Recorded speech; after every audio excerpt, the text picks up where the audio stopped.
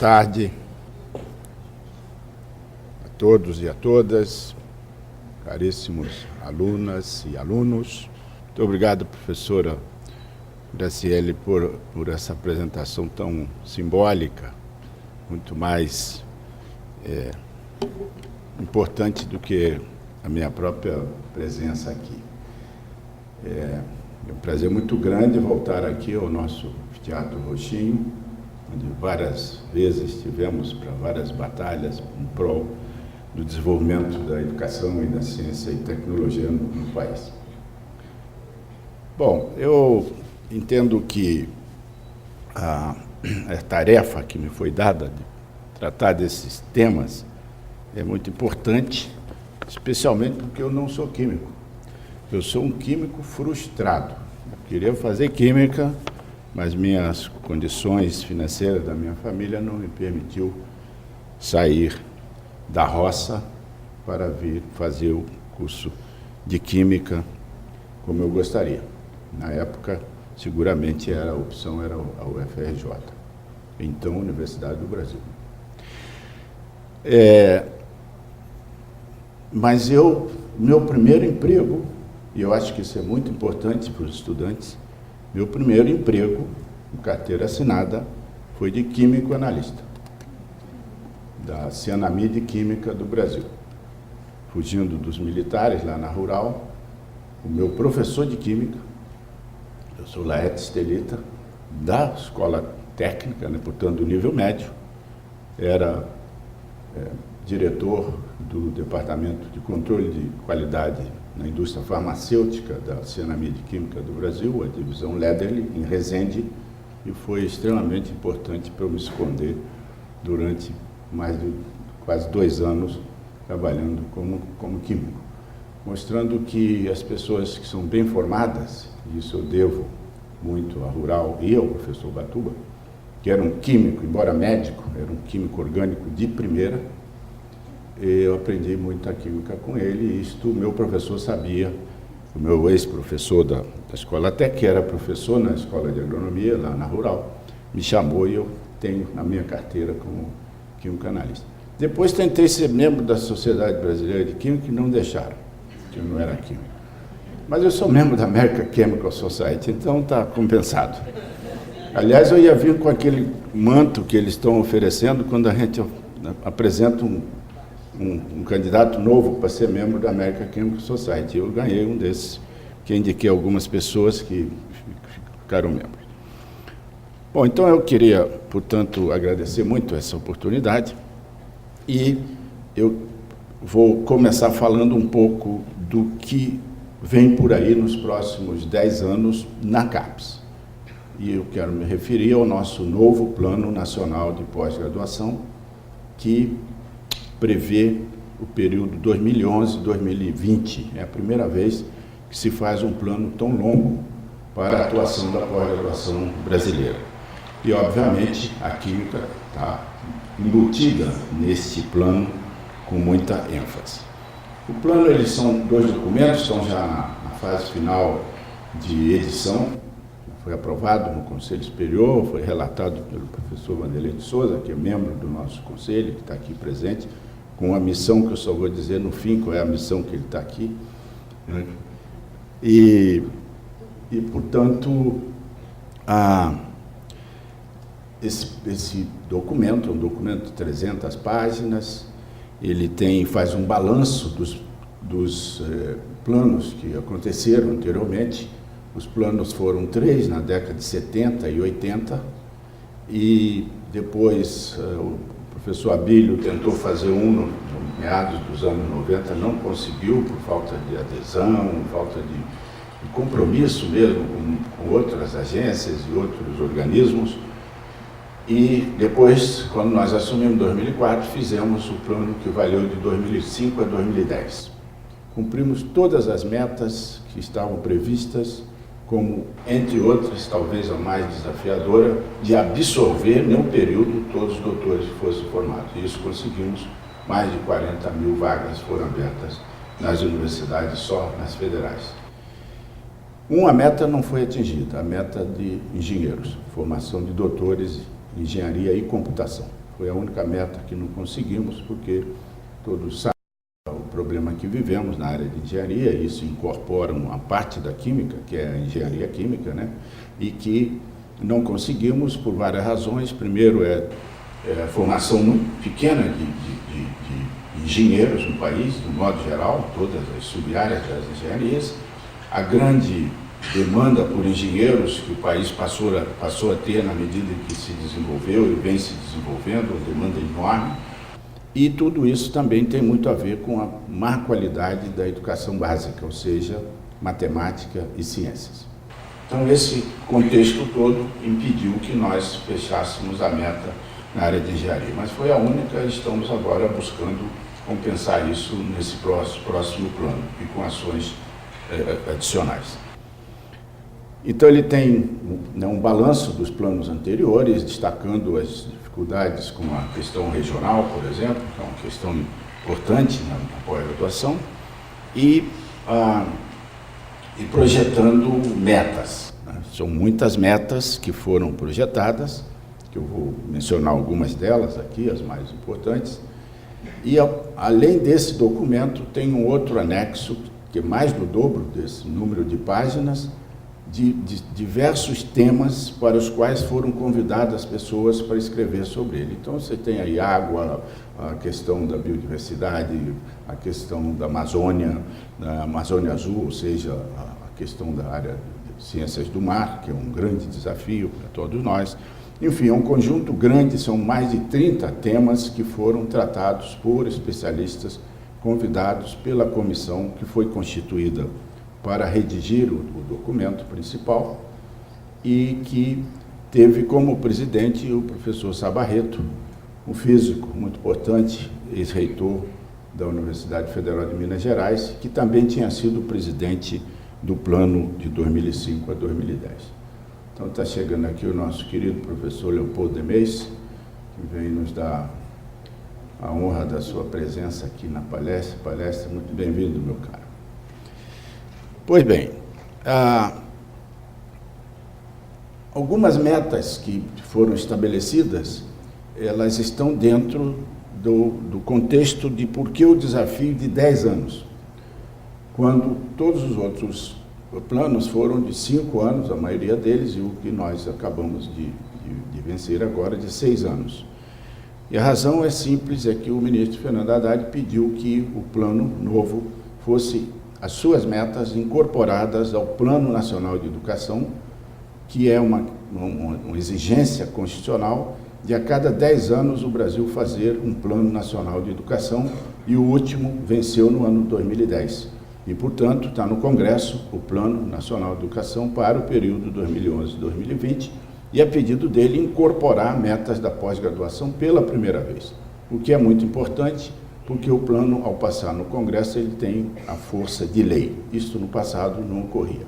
Portanto, essas metas que eu vou mencionar, né, elas estão dentro do Plano Nacional de Educação em fase final de discussão no Congresso.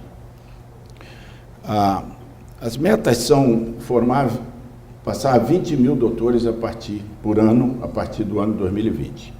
É uma meta bem razoável, nós temos 3 cenários, esse é o cenário mais modesto, tem 2 um pouco mais alto do que isso, e, portanto, estamos saindo de 12 mil em 2011 para 20 mil em 2020. Meta bastante plausível.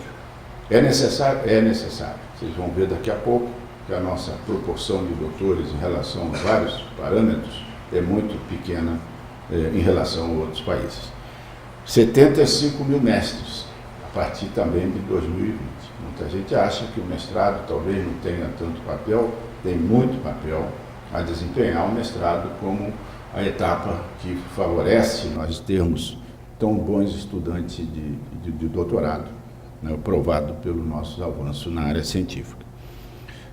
E no período todo, 150 mil doutores novos. Com isto, nós estaremos aproximando de uma faixa de relação de doutores por habitante mais próximas, ainda longe, dos países mais desenvolvidos. E então, isso deve entrar numa curva, no steady state, de que o crescimento não seja tão grande.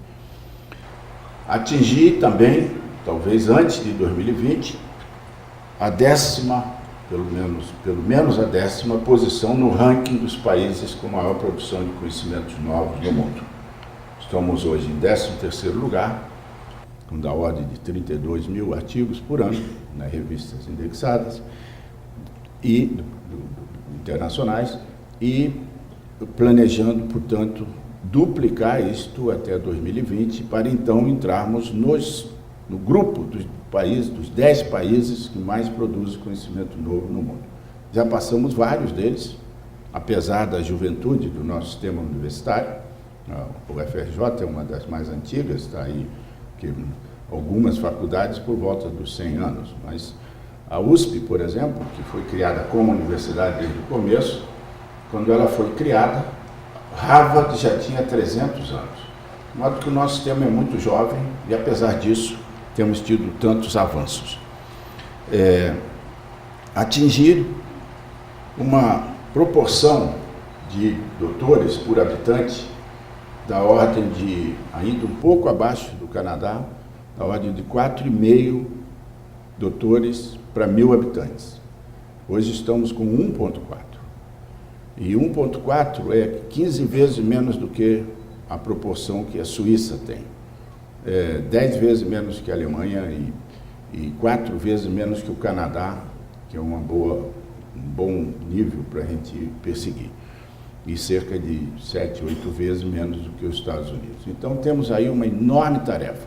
Por que esse é um dado importante? Porque em relação à população economicamente ativa, ou à população como um todo, esses números são muito baixos para enfrentar os desafios e as inúmeras oportunidades que o Brasil tem, e entre elas muitas oportunidades na área de química, por exemplo. Se nós formos olhar a área de química, esses números são ainda muito mais modestos do que estamos falando aqui. São números globais. E seja também em relação ao PIB. Todos os países que estão à nossa frente, com exceção de dos 12 que estão à nossa frente, todos ocupam mais ou menos a mesma posição no ranking mundial do PIB. Portanto, PIB, produção científica, tem uma correlação absoluta. E, portanto, nós, ao planejarmos o novo plano, estamos mirando o fato de que o Brasil deverá ainda, talvez, antes de 2015, entrar entre os 6 primeiros PIBs do mundo. Talvez este ano a gente já passe França e talvez Inglaterra. Portanto, é um desafio bom, é um bom desafio, desde que, tendo PIB, tem que ter investimento em ciência e tecnologia. Foi isso que fez com que os outros países, esses 12 que estão à nossa frente, 11 deles, estejam também no PIB em posição muito destacada. Também constitui meta a melhoria da qualidade geral das publicações científicas. Muita gente acha que ela é frágil nesse aspecto, ela não é como gostariam que fosse, mas também não é tão ruim. Quer dizer, em relação ao quantitativo, tomando os Estados Unidos como exemplo, em 1981, quando a gente mal começava, nós éramos 90 vezes menos a produção brasileira em relação aos Estados Unidos, produção científica brasileira. Hoje é 10 vezes, isso é o quantitativo. No qualitativo, a diferença é menos, é 2,5 vezes só. Portanto, não estamos aí tão longe de atingir metas qualitativas importantes, sabendo que o nosso sistema é muito jovem, né, que todo o nosso sistema nasceu muito recentemente. E sabendo também que muitas áreas, isso aqui é média geral, né, o fator de impacto dos Estados Unidos, média é 7,2 ou 3, o Brasil é 3,2. Portanto, não estamos tão longe. Mas isso incorpora todas as áreas do conhecimento. E nós sabemos que no Brasil muitas áreas, sobretudo a área das humanidades, das ciências sociais, contribuem muito pouco para a produção internacionalizada. E, portanto, a distância não é tão grande assim. Em algumas áreas nós estamos junto com eles, né? São muitas as áreas que a gente está muito próximo da qualidade desses países. Também faz parte do plano a capacitação de 600 mil professores da educação básica que não têm formação e são professores. Daí a nossa dificuldade com a qualidade da educação básica. 600 mil professores, é 1.700.000 que temos no país todo, 600 mil não têm formação adequada para ensinar química, ou física, ou matemática, ou biologia, ou mesmo língua portuguesa, história, geografia, etc. E, portanto, essa é uma enorme tarefa, sobretudo na área de matemática e ciências, que nós estamos enfrentando dentro do plano, uma vez que a CAPES agora tem, né, atuação direta também na formação de professores para a educação básica. E isso põe um bom desafio, né, um dos temas ali, o desafio, para as áreas da pós-graduação, sobretudo aquelas que têm um rebatimento, como é o caso da química, na educação básica, extremamente importante, né? Bom, para vocês terem uma ideia, no caso da química, para nós formarmos o número de professores que precisamos hoje de química para o ensino médio, nós precisaríamos 42 anos. Na física, 68 anos. Matemática, biologia, vai tudo por aí. Portanto, é um esforço enorme e isso aproxima muito a missão da pós-graduação com a educação básica. Então, temos aí vários projetos andando e sendo desenvolvidos no sentido de buscar encurtar esse prazo para vencermos dificuldades que, se não forem vencidas, até mesmo o desenvolvimento científico, tecnológico, a pós-graduação, o processo industrial, etc., brasileiro, vão sofrer muito por falta de uma educação mais forte na área da educação básica. Um outro ponto do plano é uma reestruturação do sistema de avaliação da CAPES, sobretudo aqui falando da pós-graduação. Em curso já um conjunto grande de ações para não permitir que permaneçam no sistema cursos com conceito 3, eternamente 3. Tem muitos cursos que nasceram 3, há várias avaliações e nunca saíram do 3. Tem alguma coisa errada aí.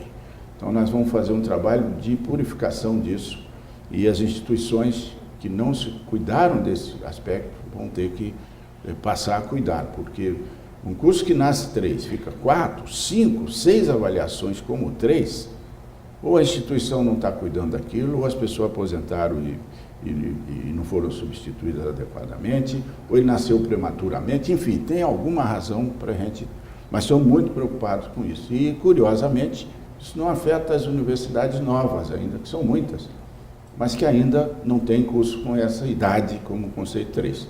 Afeta mesmo as grandes universidades, né?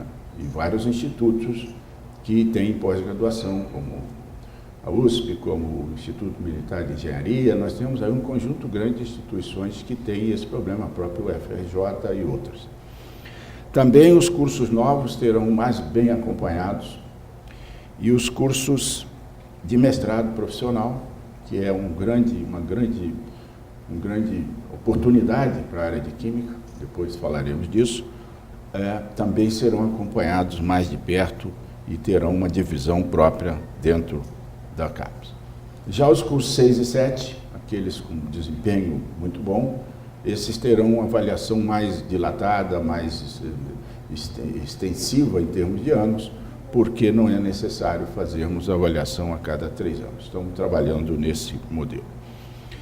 Também modificaremos muito o sistema de coleta de dados, entre outras razões, tornando todos eles imediatamente disponíveis, como o caso do currículo Lattes. Vamos fazer isso com o desempenho diário de todos os cursos de pós-graduação, então logo preencham esse novo formulário. Seguramente não vai ser usado esse ano, porque não vai dar tempo, mas a partir do ano que vem. O plano também dispensa um capítulo muito especial e muito importante, que é da cooperação internacional. Uma expansão considerável com os nossos parceiros antigos, que são 40 países com quem a CAPES, né, tem planos e projetos e programas andando de cooperação internacional, disposição dos nossos jovens ambientes diferentes de pesquisa, e E também, dada a iniciativa da presidenta Dilma, o plano para curto prazo de enviar 75 mil estudantes para o exterior. Foi por isso que eu tive que atrasar minha chegada aqui hoje, porque estávamos exatamente com ela discutindo como faremos isso e onde e que instituições. Trabalhamos conjuntamente, CAPES e CNPq, e fizemos um plano que ela apreciou e fez sugestões de mudanças e, enfim, exigências, porque ela é muito exigente, e, portanto, estaremos aí trabalhando com essa possibilidade de uma expansão considerável, no curto prazo, de 75 mil bolsistas novos, 35 mil CNPq e 40 mil da CAPES, para os próximos 3 anos e meio, na verdade. É bom dizer que o desafio parece muito grande, mas a CAPES sozinha financiou de 2005 a 2010, portanto, em 6 anos, nada menos que 25 mil bolsistas no exterior. Portanto, não é um desafio assim impossível de ser atingido e nós estamos preparados para isso. Também, obviamente, um capítulo importante sobre o portal do periódico, que acaba de atingir a meta de mais de 29 mil periódicos. Praticamente todos que vão ficando online nós assinamos. Imagina que saímos com 1.200 há 10 anos atrás e hoje estamos com 29 mil e com 130 bases de dados e ampliando muito as instituições. Mas isso precisa continuar. E isso, portanto, o plano tem esse poder de, especialmente em sendo lei, de garantir que esse é hoje um patrimônio das nossas instituições, um patrimônio do Brasil. E é importante dizer porque o próprio governo do presidente Lula, ele quase foi fechado no ano 2003. E, portanto, esse é um compromisso da comunidade com a continuidade do projeto do portal de periódicos.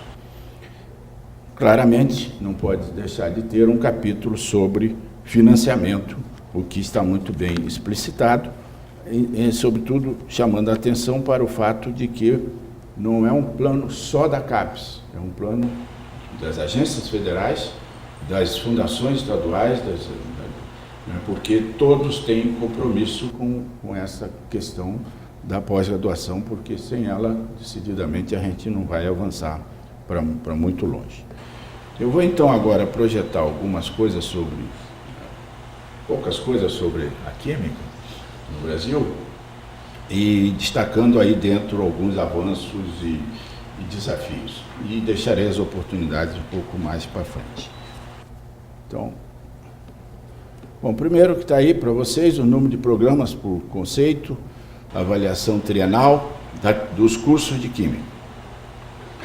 Veja que o número de cursos 6 e 7 é um número pequeno, mas está dentro da média de que apenas cerca de 11% de todo o conjunto de cursos da CAPES tem esse conceito 6 e 7, com muita importância, porque até o financiamento é favorecido para os cursos que têm esses dois conceitos mais altos, que são reavaliados a cada 3 anos. Aqui, como é que eles evoluíram ao longo dos anos, desde 2003, os cursos com os diversos conceitos, 3, 4, 5, 6 e 7, todos sabem que 1 e 2 nós fechamos o curso, ele não pode continuar, e que é a única avaliação que tem a consequência de não permitir a continuidade de cursos que tenham conceitos tão baixos. Então, é salutar que haja um crescimento dos cursos 6 e 7, e uma faixa intermediária dos 5, e uma distribuição bem normal desses cursos. Mas tem aqui um desafio. Não cresce o número de programas de pós-graduação em Química desde 2006. Desde 2006 atingiu esse número, está um patamar, e isto é um desafio grande para a comunidade. Porque criar um curso novo não é simples, precisa ter um número mínimo de doutores, e isto afeta muito as regiões que não têm esta capacitação ainda, é o caso da região norte, é o caso da região centro-oeste, já foi mais grave no Nordeste, hoje está melhor, é razoável no Sul e é melhor, mas ainda longe de ser o necessário, na região Sudeste, Rio, São Paulo, Minas. E esse número é pouco compatível com os inúmeros desafios, né, inúmeras oportunidades que a área de Química oferece para o país e para os nossos jovens e para os nossos estudantes, futuros mestres e doutores. Então, esse é um ponto que precisa ser considerado pela Sociedade Brasileira de Química, muito ativa e muito consciente da importância da química no Brasil. Saiu o número de docentes, felizmente tem crescido, exatamente pelo fato, como eu disse há pouco, que conseguimos fazer ao longo desse período absorção muito grande de doutores. Vejam aí que houve um crescimento aí de mais de 50% de 2013 a 2010. Então, os cursos não estão crescendo em número, mas estão crescendo em número de docentes e professores. Aqui também os dados de matrícula, né, mestrado em verde, o azul, doutorado, e isso é uma característica especial da química.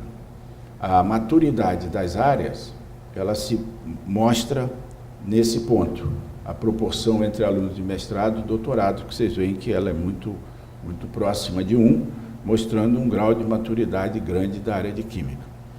Ainda que em números quantitativos pequena para os desafios do país. Se a gente compara o número de, acho que deve ter o próximo aqui, que é o de titulados, né? Vocês vejam aí o número de titulados no mestrado, 845, 413 no doutorado, no último ano, 2010, vejam que isto é muito pouco para os desafios brasileiros. Então, aqui está realmente uma das grandes, vamos dizer, um dos grandes desafios para a área de química, não apenas para a área de química, mas para todo o país. Porque sabemos, esse filme mostrou isso com muita clareza, né? As inúmeras áreas de atuação da vida humana que dependem da química, que depende e que vive a química desde a hora que escova o dente de manhã cedo, né? E, portanto, esse número é um número que deixa o Brasil numa situação bastante preocupante com respeito ao futuro da química. Sem considerar que vamos continuar competindo para a distribuição desses profissionais na academia, ou seja, nas universidades, no centro de pesquisa, mas, sobretudo, agora com outros entes que estão no circuito. Ou seja, uma série grande de centros de pesquisa, de várias áreas, dado o caráter multidisciplinar da química, e outras entidades que estão surgindo e indústrias que são hoje demandantes de profissionais qualificados. Se a gente compara esse número aí com os países desenvolvidos, esse número é irrisoriamente insignificante para os desafios do país. Como fornecemos as bolsas, veja aí de novo uma relação próxima de 1 para 1 entre o mestrado e o doutorado. Isso tem um sinal positivo, que não vamos, como muita gente às vezes menciona, que vamos abandonar o mestrado, nada disso. O mestrado é prioritário, sem impedir que as pessoas possam fazer doutorado direto. Isso tem instruções da CAPES, em que circunstâncias isso pode se dar e é estimulado. Todavia, nós exigimos que o mestrado seja concluído.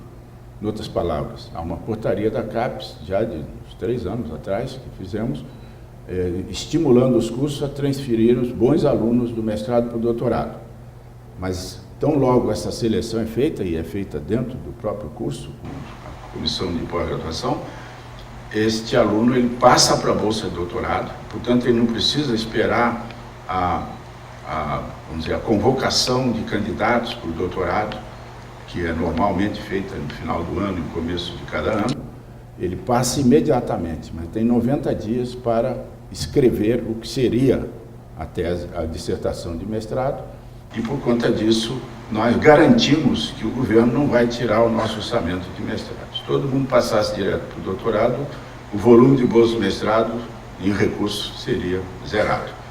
e exigimos que esses alunos que passam do mestrado para o doutorado tenham um desempenho igual ao do terço superior daqueles alunos que concluem no prazo normal. Portanto, é uma coisa simples de ser feita e estimula muito passarem do mestrado para o doutorado. Diferente do que está fazendo a FAPESP, por exemplo, que estimula direto para o doutorado. E eu lamento dizer que eu tenho dado pareceres negativos sobre candidatos à bolsa no exterior, né?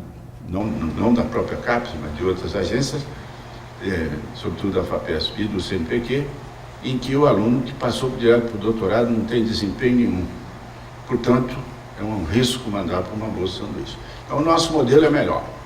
São os melhores alunos, aqueles que estão com melhor desempenho, é estimulado, já passa imediatamente para o doutorado, mesmo que tenha 14 meses de mestrado e já tenha esse desempenho, isso é muito fácil com os bons alunos da iniciação científica, e aí ele tem mais 3 meses para, já como aluno do doutorado, sem precisar competir com a competição normal, é bolsa extra da CAPES, ele defende,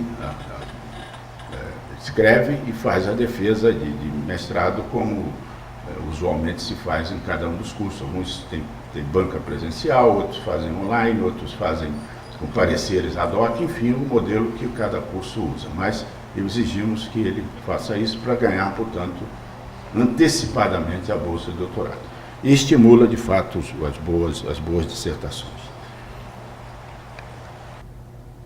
No exterior, como é que a Química tem explorado as nossas oportunidades no exterior? Aí a bolsa de doutorado sanduíche, né, que é o azul mais escuro, é que tem sido mais explorada, é a maior prioridade da CAPES, seguida do pós-doutorado, enfim. E a própria graduação sanduíche, ou seja, estudantes de graduação que passam um ano no exterior, e estágio sênior, que é uma novidade na CAPES, nós começamos isso mais recentemente. Então, sobretudo essas 4 modalidades maiores são as prioridades nossas agora para o plano da presidenta Dilma. A CAPES não vai mudar o seu modelo de atuação, simplesmente nós vamos trazer novas contribuições no que respeita à quantidade. Como a avaliação da CAPES mede o desempenho dos nossos cursos de pós-graduação, isso aqui diz respeito à última avaliação para o triênio 2007, 2008 e 2009, foi realizado em 2010, e estes números trazem de novo um desafio. O desafio é que, vocês veem lá embaixo, aquele azulzinho mais claro, são os artigos do conceito mais alto que a Comissão de Química estabelece em relação ao fator de impacto das revistas.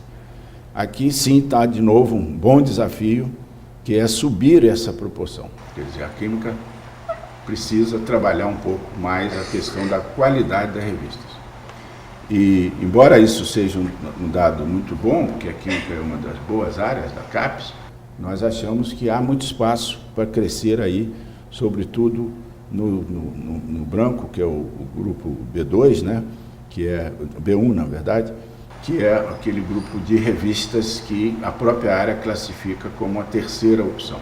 Então, esse é um desafio, vocês veem que ela tem mudado pouco ao longo dos anos, né, a quantidade de artigos das revistas que a Química considera de maior, vamos dizer, de maior qualificação na própria área. Isso inclui também a possibilidade da própria área classificar alguma revista brasileira como no nível A1 é mais raro, mas A2, por exemplo, acho que o Brazilian Journal de Química, acho que está no A2, né? E, portanto, a própria Química Nova também está bem classificada, porque são só 2, mas tem áreas que é por 10, 20, né? E aí a gente reclama, porque não é esse o ponto que queremos valorizar. Mas esse eu enfatizo que é um dos desafios. É um desafio para a comunidade de química a melhoria da qualidade da revista. Bom, aqui estão, né, o exemplo dessas revistas, né, o Journal Brazilian Chemical Society é o segundo aí em número de artigos, na verdade, ele é primeiro no somatório, né? E a Química Nova em segundo. Acho que esse 0 aí de 2010 deve estar errado, né? Química Nova é uma revista com muito bom nível de impacto. E aí vocês veem as outras, ou seja, eu volto a mencionar que é um desafio importante para a Química, né, a questão da melhoria da qualidade das revistas. Ainda outras revistas, né, do ranking dos 20 periódicos, quais é o nome que se dá à classificação da revista de acordo com o seu impacto pelos comitês de cada uma das áreas. Esses aí são os da Química. Vocês veem que tem aí revistas de vários níveis de classificação e o número delas no triênio, que foi o triênio avaliado recentemente. Há uma desproporção grande para a Química Nova e o Brazilian Journal. Então, isso significa que boa parte daqueles níveis A2, B1 e B2 estejam, vamos dizer, presentes essas duas revistas. E isto é um desafio para a área, porque a área de Química é uma área internacional por natureza, né? E isto é uma questão que nós insistimos muito.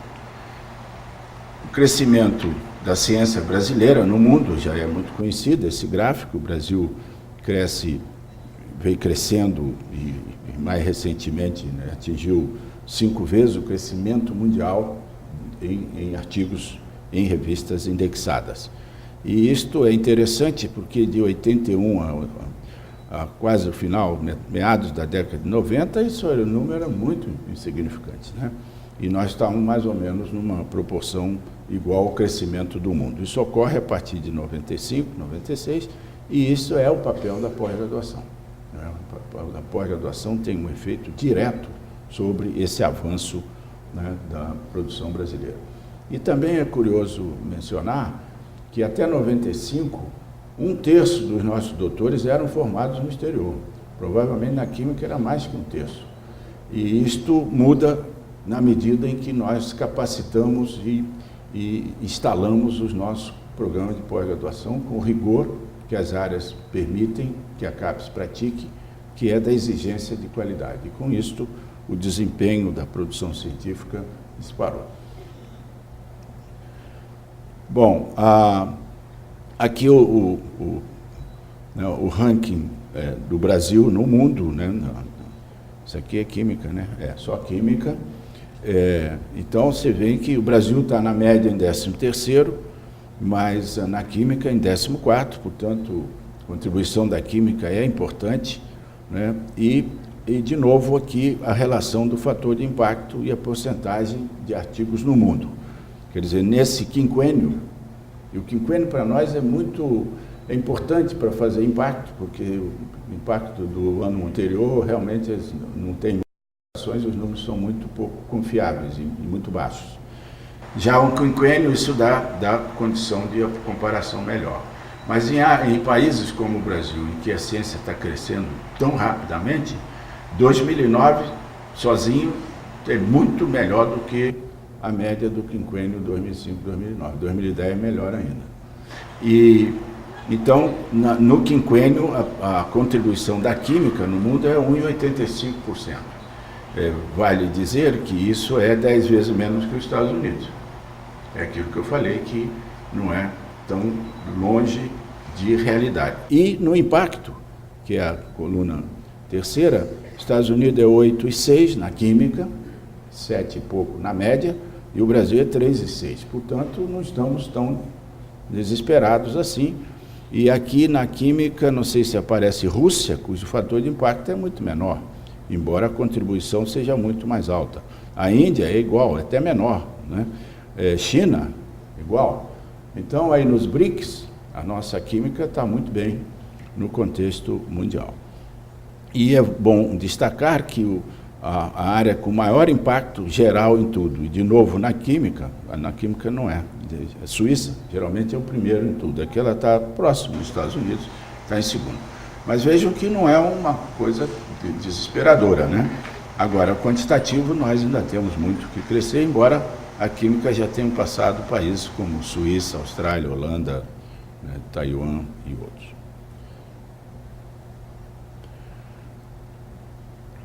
Aqui dentro do Brasil, a química passou a física. Isso tomando o quinquênio, mas isso se confirma no ano 2009 e também no ano 2010, né, passando a física, que sempre foi à frente da química até uns 3 ou 4 anos atrás. E já nesse quinquênio, a química passa a terceiro lugar na produção brasileira. Primeiro, a medicina como um todo tem muito peso da área biomédica, né? A bioquímica, a própria bioquímica, que também é um ramo da química, né? A imunologia, a farmaco e outras áreas biomédicas, que contribuem também muito no desempenho do chamada medicina. Mas o fato é que medicina é também no mundo, geralmente, o primeiro lugar. E também, curiosamente, no Brasil, diferentemente de outros países, a área de pesquisa de plantas e animais. Portanto, a química está bem do ponto de vista desse conjunto. A comparação com a América Latina, né, de novo, a química está muito à frente, isso aqui é geral, não é só química. Eu vejo que, disparadamente, somando todos os outros países, aí, México, Argentina, Chile, Colômbia, Venezuela, mal se aproxima dos dados da química brasileira sozinho. Bom, só um último aqui, que ficou atrás do outro, que é a questão dos artigos de revisão. Como eu mencionei que o desafio de melhoria da qualidade das revistas, isso se rebate também nas revisões. As revisões da química estão aí, olha, a química tem, na minha conta, é mais que 5, mas no ISE conta 5 sub-áreas da química, né? Com 775 revisões ao longo desse longo período. E isso contribui com 10,7% dentro do país. Mas as revisões são um instrumento poderoso da visibilidade da ciência brasileira. E uma boa parte das revisões na química, elas estão na Química Nova e no Jornal Brasileiro de Química. E isto significa que o impacto não será o mesmo que a gente obtém com outra revista. E no caso das revisões, isso para o ano 2000 para o quinquênio, contribuiu com 6,2% dos artigos da química, em química, no período, da área de revisões. Ou seja, as revisões estão num bom patamar de quantidade, mas precisa ter pouco mais de qualidade. Se refere para as várias sub-áreas da química, eu listei como sub-área a área multidisciplinar da química, que é assim que o ASAI classifica, uma parte da ciência dos materiais, que é tipicamente da área de química, embora nem tudo, tem coisas de engenharia também, tem área biológica, a fisicoquímica, naturalmente, a química medicinal, também é uma área forte, sobretudo no Brasil, a química orgânica, a inorgânica e nuclear, a eletroquímica, a química analítica, a parte de ciência dos polímeros, que tem uma parte tipicamente da química, e química aplicada, que é um conjunto grande de áreas. Pois bem, nesse conjunto todo, a química, as revisões representam 6,2%. Quando a gente olha só materiais, por exemplo, já cai muito, porque não é um formato, não é muito apropriado da publicação nas duas revistas brasileiras da química citada, isso cai de 6% para 1,3%. Bom, dito isso, eu vou falar um pouco dos desafios. O primeiro desafio, acho que já foi mais ou menos mencionado, diz respeito à formação de novos recursos humanos. Viram que os números da formação de doutores e mestres é muito pouco para os grandes desafios e as grandes oportunidades, grandes áreas, sub-áreas do conhecimento e da parte industrial, que eu vou mencionar daqui a pouco, que o Brasil apresenta nesse instante para os nossos jovens. Precisa enfrentar com muita garra a educação básica. na área de química. A química é, seguramente, talvez, a área que pode fazer mais mudanças, mais do que a física. Ela é menos, vamos dizer, menos assustadora para os alunos do que a física ou a própria matemática. E, portanto, é preciso, sobretudo os cursos de pós-graduação, decidirem que, sem a educação básica melhorar, nós continuaremos tendo dificuldade de avançar em todos os segmentos, na indústria e tudo mais. Eu sei que tem uma iniciativa do Ângelo de que o curso de pós-graduação apadrinhe escolas, como o professor Leopoldo faz na área biológica, com um programa que já está espalhado no Brasil inteiro, para atrair novos talentos para a biologia, de um modo geral, mas sobretudo a bioquímica, mas com vários subnúcleos, desde o Nordeste até lá o extremo sul do país, que são projetos da maior importância para vencermos essas dificuldades que a educação básica apresenta.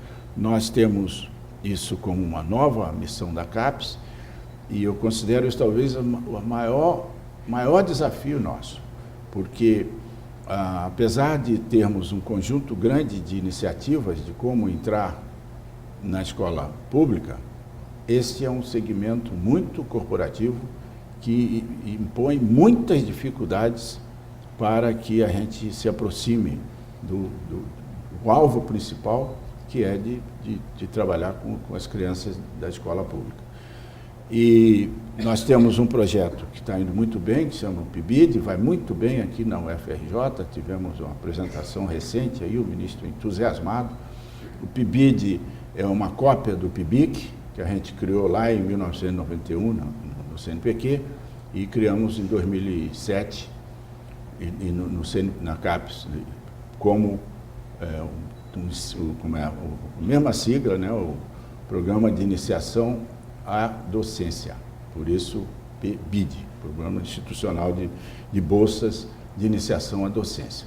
Dá bolsa para o estudante, no mesmo valor da iniciação científica, dá bolsa para os professores da universidade que organizam esses grupos e dá bolsa para professor da escola pública que aceita participar do modelo.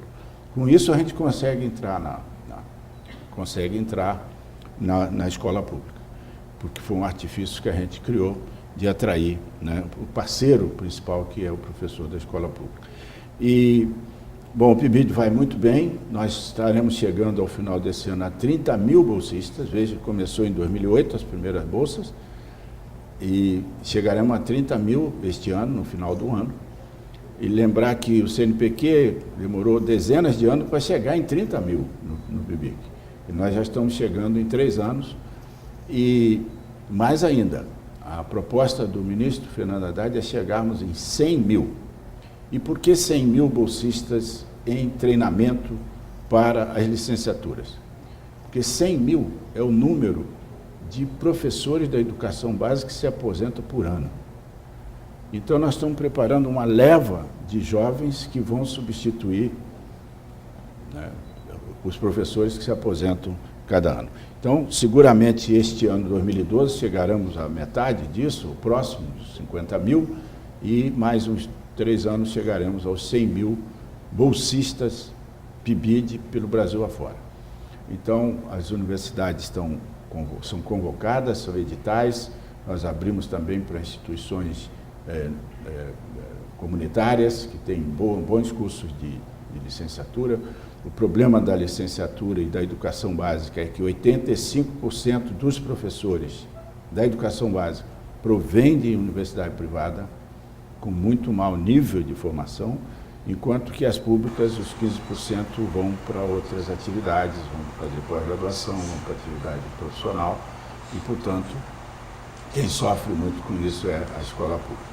Então, esse é um grande desafio, a química tem aí uma enorme importância, são vários exemplos que já estão em curso, né? A Química Nova é um excelente exemplo, mas há muito o que fazer. Eu, em nome aqui do próprio ministro, faço uma convocação para a gente trabalhar esse assunto. E gostaria de sugerir que possam se aproximar da Fundação Getúlio Vargas, que abriu um enorme plano de livros de qualidade para a educação básica. Fizeram um livro de história que é um primor, no estilo do Leopoldo, gibis, tipo gibis, muito ilustrado, né, e excelente publicação, tanto qualitativa como do ponto de vista do conteúdo. Tem 2 excelentes de matemática, um para básica, mais elementar, mais fundamental, e outro para o secundário, que é um livro de desafio na matemática, e eles estão muito ávidos de ampliar na área biológica e na área de química.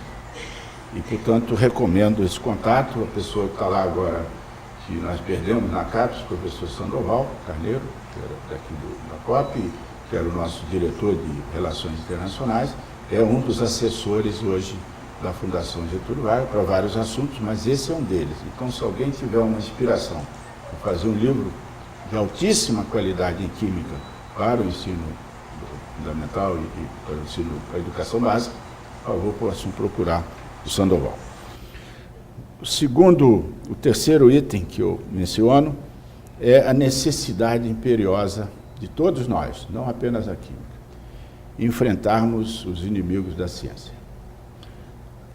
A ciência tem muito inimigo.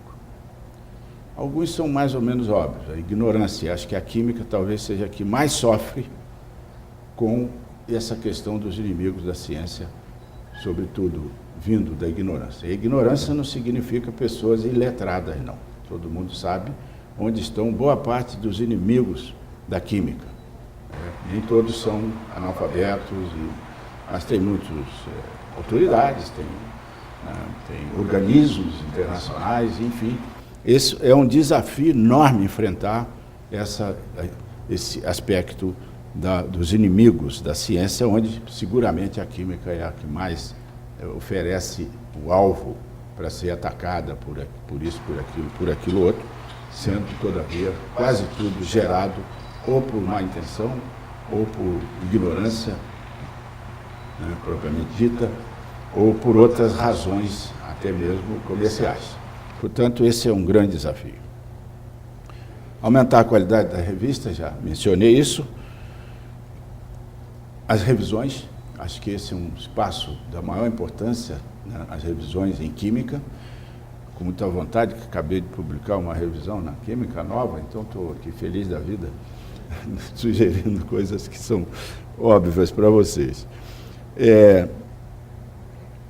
Reforçar a atuação em áreas estratégicas. E, basicamente, reforçar aqui significa recursos humanos.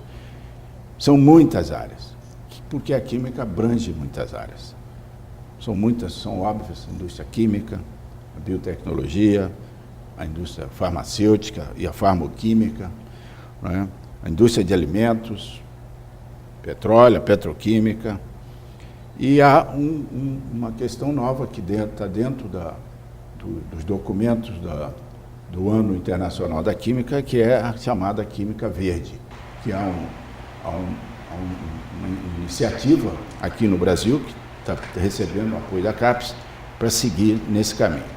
E fica um desafio no ar, se nós vamos seguir pela energia nuclear ou não. Isso não depende, naturalmente, só dos cientistas, né? Mas com a decisão da Alemanha de fechar as suas usinas e, consequentemente, fechar todos os centros de pesquisa que trabalham na área nuclear, seja ela na física, na engenharia ou na química, oferece aí uma oportunidade de termos pessoas muito qualificadas para trazer para o Brasil. Aliás, o plano esse das 75 mil no exterior tem um componente muito forte de trazer para o Brasil, tanto brasileiros que queiram voltar, como estrangeiros que queiram vir se fixar no Brasil.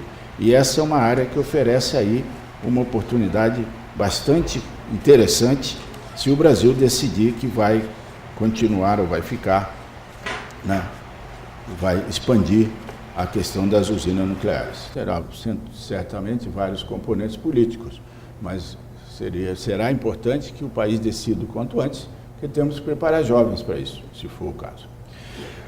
Bom, oportunidades que são muitas, a principal é considerar que, para todos os efeitos, é hora e a vez do Brasil.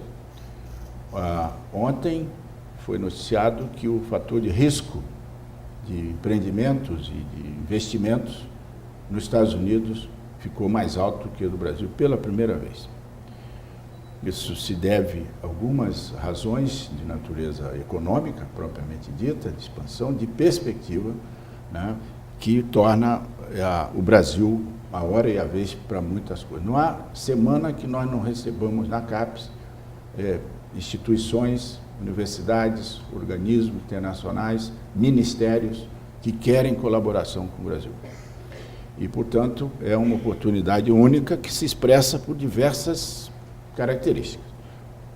O pré-sal, por exemplo, está batendo a porta, isso vai precisar de novo um trabalho grande da comunidade para que a área de ciência, educação, ciência e tecnologia sejam priorizadas. Há risco de que isso não venha a ocorrer. A questão da biodiversidade, todos esses órgãos que vêm nos procurar para a cooperação, a primeira coisa que eles põem na prioridade deles é biodiversidade e bioenergia, e também a Amazônia. Então, nós precisamos ter as nossas prioridades, mas a biodiversidade é, seguramente, daquelas que oferecem grandes oportunidades para os nossos jovens, para os químicos brasileiros. As energias alternativas também está bem explicitado no filme, né, no vídeo, e, consequentemente, a bioenergia. A própria indústria farmacoquímica e farmacêutica vai passar por mudanças importantes no país, porque nos seus países de origem estão com muita dificuldade de expansão. O Brasil tem um enorme mercado e a indústria que não foi muito aberta à pesquisa, por exemplo, sobretudo a internacional, passa agora a ter um desafio novo, sobretudo se conseguirmos mexer na lei de patentes. A lei de patente nossa é muito prejudicial ao Brasil, sobretudo a biotecnologia, e os ministros e mesmo parlamentares, jornalistas, vivem cobrando que o Brasil precisa fazer mais patentes, é verdade.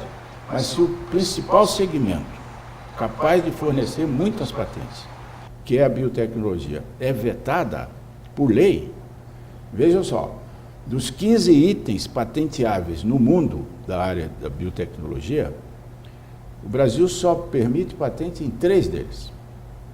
Mesmo coisas tão óbvias como micro-organismos, é proibido. Qualquer um de fonte natural, a Elba está ali rindo, porque ela sabe disso, como é que isso afeta, né, o desenvolvimento da biotecnologia brasileira, mas estamos em campo, junto com o INPI, com a CNI e vários outros setores industriais, junto ao ministro Pimentel, do Ministério da Indústria e Comércio, que isso precisa ser mexido e, junto com isso, o acesso à biodiversidade, o famoso CEGEM. São órgãos que vêm atrapalhando tremendamente o desenvolvimento da ciência e da tecnologia brasileira. Aliás, eu não mencionei, mas o nosso plano de pós-graduação, ele tem um capítulo dedicado à questão dos entraves, né, regulatórios que sofremos todos e que impedem muito o desenvolvimento do país. Mas eu vejo, para a química, para os nossos jovens, sobretudo, um conjunto vamos dizer, de possibilidades que não dependem tanto de, vamos dizer, de grandes empresas ou de decisões governamentais. Uma delas é a síntese orgânica, né? Nós somos poucos em química orgânica no Brasil. E isto é um enorme espaço de trabalho, porque boa parte desses outros segmentos que se desenvolveram vão precisar muito de pessoal de química orgânica. A própria biotecnologia, iniciativas individuais, eu estou falando isso como iniciativas mais individuais, pequenas empresas situadas em parques tecnológicos, em incubadoras, né? A química medicinal é um grande espaço para nós e, infelizmente, nós somos bastante fortes nessa área e isso oferece muitas oportunidades, sobretudo se o setor farmacêutico passar pelas mudanças que achamos que vai passar. Modelagem molecular, eu estou falando coisas que se aplicam muito mais, cujo químico, recém-formado, ele tem inserção direta em tudo isso que eu estou falando, mais do que outras carreiras. A química, a modelagem molecular e a dinâmica molecular, que são 2 espaços extremamente interessantes de atuação dos nossos jovens. No nosso Centro de Biotecnologia, Porto Alegre, um grupo pequeno, de jovens, um recém-doutor que tinha feito mestrado com o Eliezer e fez doutorado conosco, acabou de fazer uma empresa nessa área, juntamente com estudantes dele.